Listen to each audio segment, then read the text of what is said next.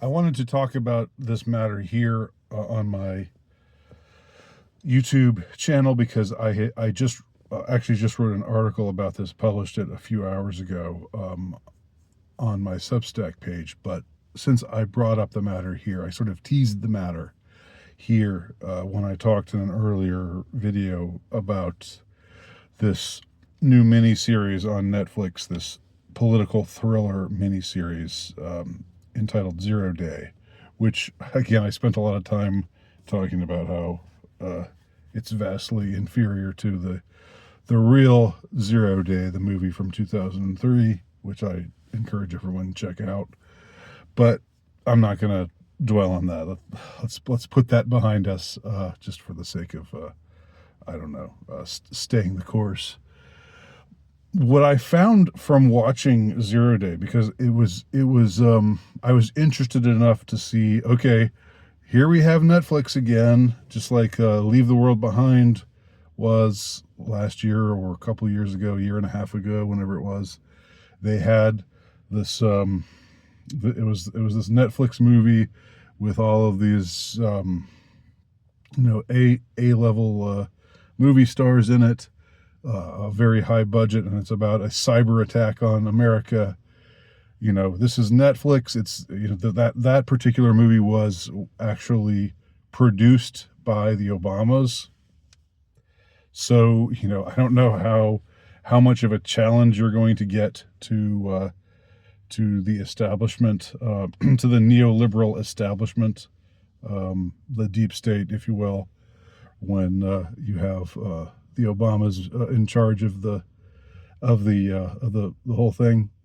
But Netflix itself is a big propaganda mill, largely speaking. That's not to say that nothing that's ever on posted there is any good. I am a pretty big fan of Stranger Things, and other stuff that's exclusively from Netflix. But I think when you see them put out a political thriller that's topical, and that touches on issues that are ripped from the headlines of today, I think it's safe to assume we're being propagandized. And so I was interested enough to watch this 6-part series called 0 Day to find out what the deal was. How they were pitching their propaganda in this case. And it is much more subtle than Leave the World Behind was. There you had the ineffectual white man whose wife is attracted to a black man, and all kinds of other, obviously, it's obvious what they're doing. There are these various woke tropes that they're throwing in our faces, but that's really not so much the case here with 0 Day. And this was something that was complained about in the article that I talked about. The Time magazine article actually complained about how, this 0 Day show is so even-handed. It's not taking shots at the right people, i.e. Trump and Trump supporters and people on the right and conspiracy theorists and whatnot. But the thing is, it is just in a much more subtle way.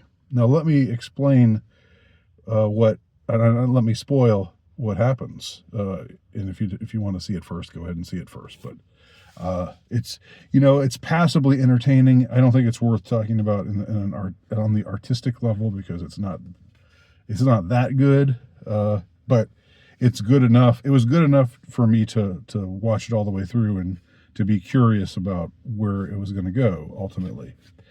And where it ultimately goes is quite interesting.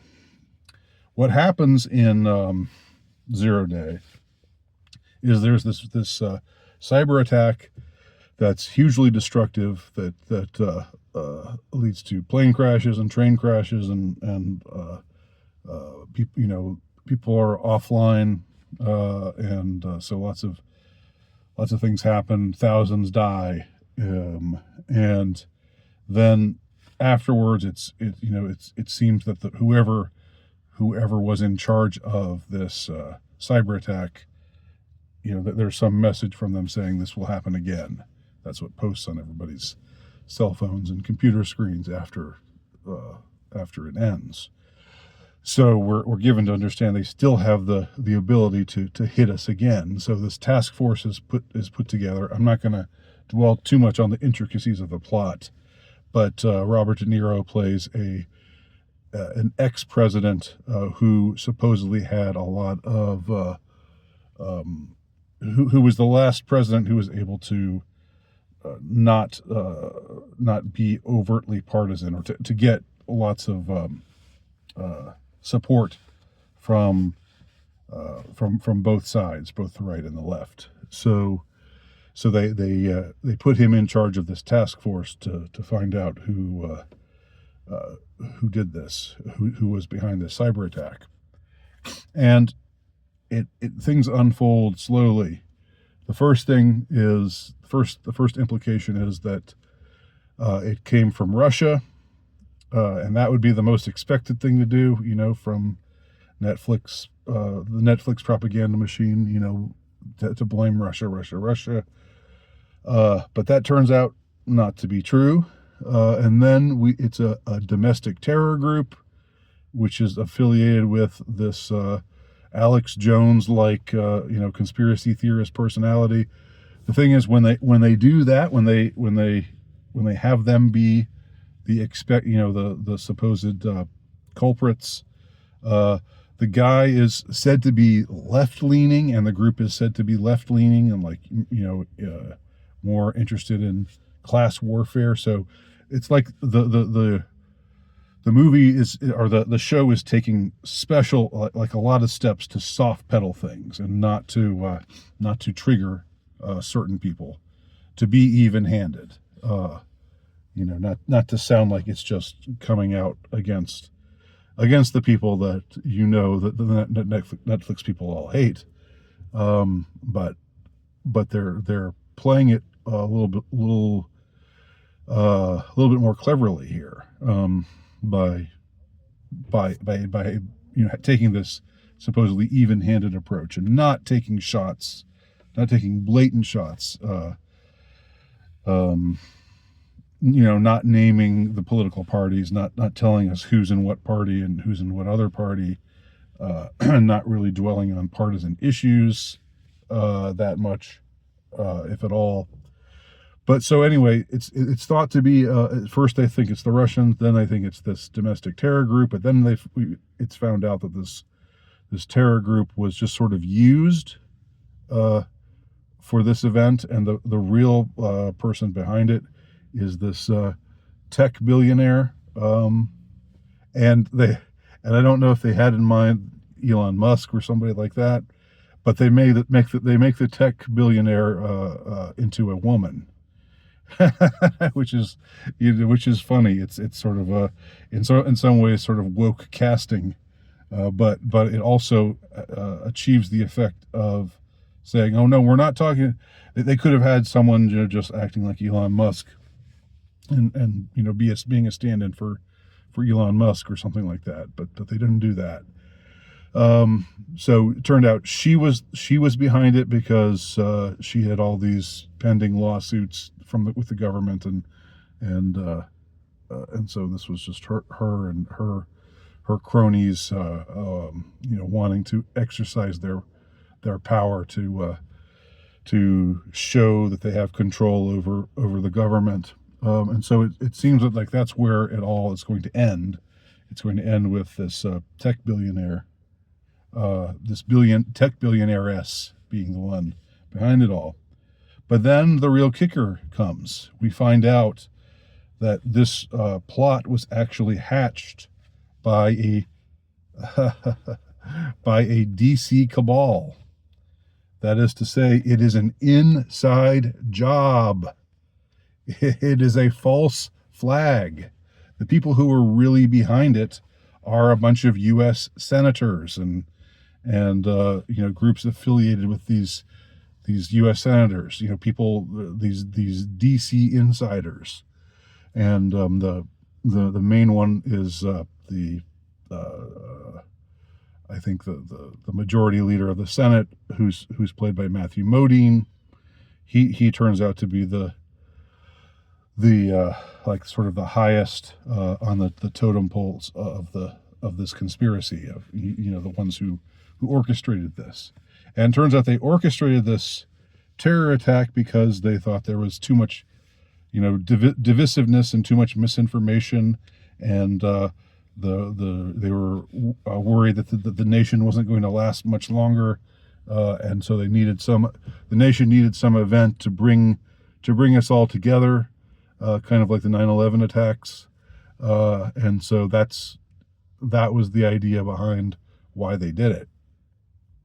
So this is really interesting. You have this Netflix propaganda mill, this Netflix propaganda machine, millions and tens of millions and hundreds of millions of dollars, top dollar entertainment, to put out something that is obviously attempting to propagandize the viewership, but yet the ultimate villains are a deep state cabal, which is wild.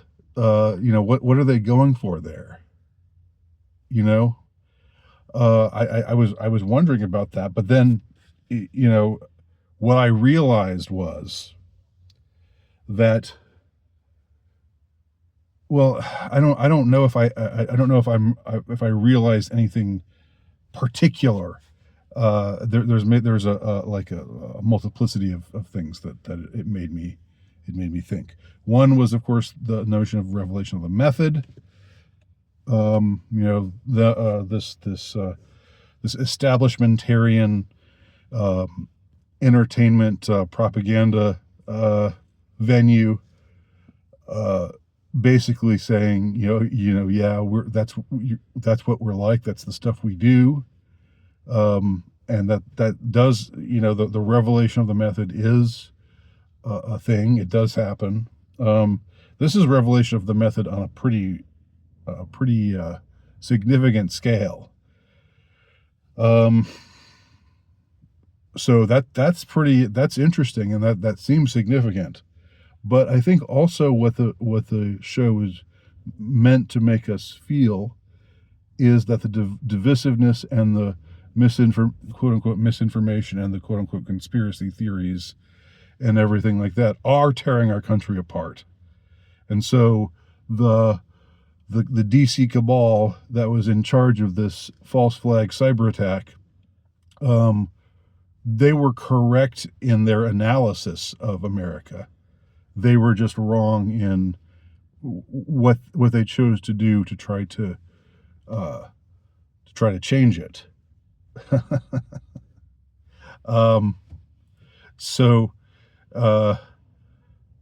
So it's clever. It's clever because it seems like they're being honest.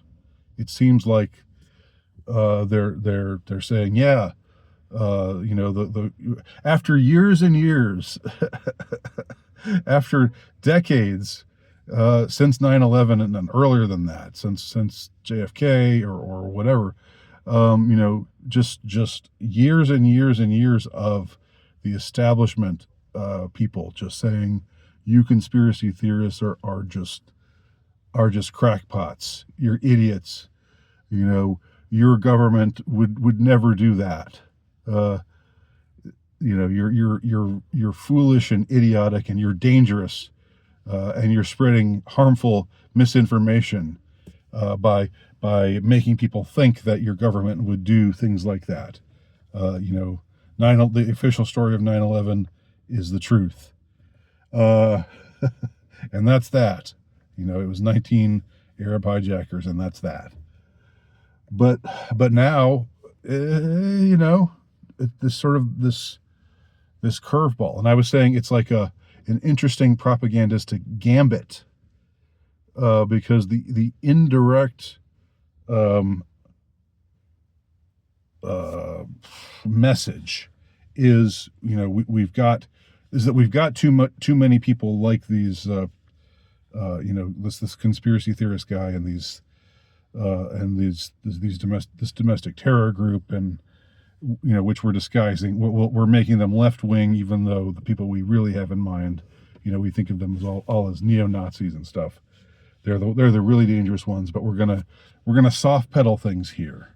Again, it's sort of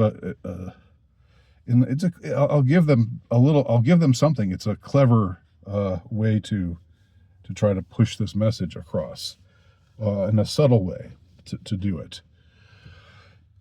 So yeah, that's what ultimately happens in Zero Day, the new Netflix series Zero Day, not to be confused with the real Zero Day from 2003. But I was just as a sort of epilogue to my thoughts here, I was thinking about how I'd commented before about a show called The Diplomat, starring Kerry Russell, who played Felicity in the late 90s. Gen Xers would know about that show. If you had a girlfriend or a wife in the late 90s, she probably watched Felicity. Anyway, the show The Diplomat, also at the end of its second season, had an attack, a terrorist attack on a British cargo ship. It turns out that it was put in motion by the Vice President of the United States. And in this on the show, the Diplomat, the Vice President sort of tries to say, well, it had to happen because if we didn't do this, if we didn't make this false flag attack happen, then all of these dominoes would have fallen and we would have lost our foothold in the geopolitical chess match against China and Russia, and that would have put everything in peril. That would have put democracy in peril. So it was necessary that we do this false flag in order to prevent that from happening. And in the show, it's like they make it so that it seems like she did the right thing by the vice president who was in charge of this false flag attack. She did the right thing because the end justifies the means. Ultimately it puts America in a better position, and America is still the good nation in the world, and it's the whole neoliberal doctrine of and neocon doctrine of America, invading the world to save the world and spread neoliberal ideology everywhere. So we have this trend. I think it's just two features, but we have this trend where in both of these shows, in both The Diplomat, starring Kerry Russell, and Zero Day, starring Robert De Niro and Matthew Modine, we have a twist in which the perpetrators of the event turn out to be insiders from Washington, D.C., either powerful senators or somebody in the White House, the vice president herself. And that's pretty wild that that this is what they're going with now. And on some level it's revelation of the method, but I don't know, it may be in some way trying to get us. This is just a guess. I'll end on this point because I've already talked a little longer than I wanted to. Maybe they know that we're about to have some revelations. We're about to know some things that show that the official story has not proven to be true. I don't know. I mean, you know, I still have my doubts about whether we'll actually find anything out about JFK, RFK, and MLK and assassinations, or any of the other stuff that, you know, the sealed records that are supposedly being prepped to be released right now.